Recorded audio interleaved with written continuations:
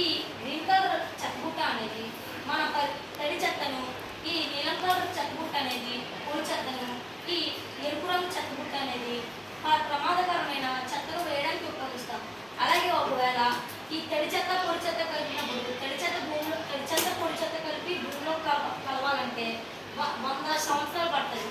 అదే తడి చెత్తను వేరుగా పొడి చెత్తను వేరుగా కలిపి భూమిలో కలిపితే తడి చెత్త భూమిలో కలిపి పంటకి ఎరువులను మనం వాడవచ్చు.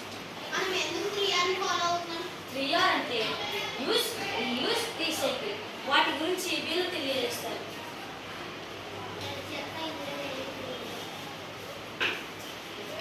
తడి చెత్త ఇందులో వేయాలి, గ్రీన్ డస్ట్.